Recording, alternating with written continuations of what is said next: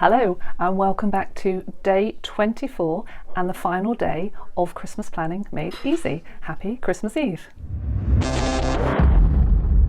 Hi, I'm Jane from Practically Perfect Mums. Thank you for joining me for this series. This is the last video in the series of Christmas planning made easy. Today we're going to be finalising our preparations ready for tomorrow, trying to do some of the things to make it a little bit easier on ourselves for Christmas morning. I hope you found these videos useful. I'll link to the playlist so that if you're watching these at a future date you can go back and check out the whole series, and it just gives you a step-by-step guide of things to do to prepare for a more stress-free, enjoyable Christmas. So it's the evening of Christmas Eve here in the UK.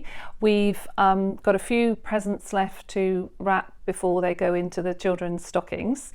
I also want to get a head start on the dinner for tomorrow and get some of the vegetables prepared, some of the sort of more time-consuming vegetables, particularly like our garlic potatoes. It'd be great if we could get those underway.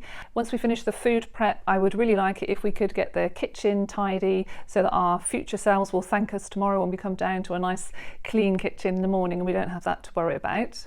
So if you'd like to join me on this mission, let's make sure we get any food prep done that we can do to get ahead of the game tomorrow. Let's try and leave the kitchen as tidy as possible so that our future selves will thank us on Christmas morning. Let's double check those present lists and make sure the stockings are ready, and most importantly, let's congratulate ourselves on whatever preparations we've managed to get done.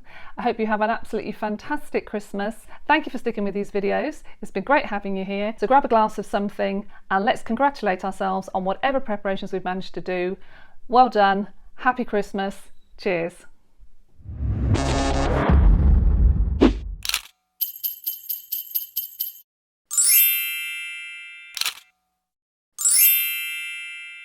I'm going to double check the timing so we know what time we need to put the food on. The dog's barking and that's really annoying. So if you'd like to join me with this mission, let's go into the kitchen, get any prep ready for tomorrow so that we can thank ourselves for having got that out of the way. Ugh.